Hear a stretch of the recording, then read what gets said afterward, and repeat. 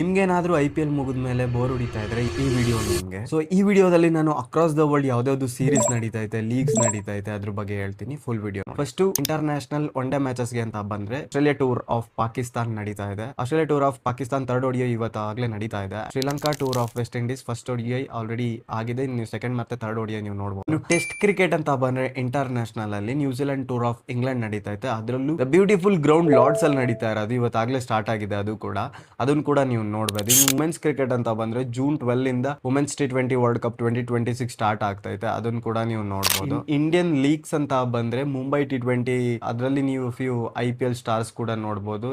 Already start ಆಗಿ ಒಂದು 3-4 ದಿನ ಆಗಿದೆ. ಅದನ್ನು ಕೂಡ ನೀವು ಫಾಲೋ ಮಾಡಬಹುದು. ಮಧ್ಯಪ್ರದೇಶ್ ಪ್ರೀಮಿಯರ್ ಲೀಗ್ ಕೂಡ ಸ್ಟಾರ್ಟ್ ಆಗಿದೆ. ಅಲ್ಲಿ ಕೂಡ ನೀವು ಸ್ಮಾಲ್ IPL ಸ್ಟಾರ್ಸ್ ಗಳನ್ನ ಅಥವಾ ಎಮರ್ಜಿಂಗ್ ಪ್ಲೇಯರ್ಸ್ ಗಳನ್ನ ನೀವು ಆ ಟೂರ್ನಮೆಂಟ್ಸ್ ಗಳಲ್ಲಿ ನೋಡಬಹುದು. ಅದನ್ನು ಕೂಡ ನೀವು ಫಾಲೋ ಮಾಡಿ ಕ್ರಿಕೆಟ್ ನ ಎಂಜಾಯ್ ಮಾಡಬಹುದು ಅಂತ ಹೇಳ್ತೀನಿ. Okay guys, then enjoy the cricket.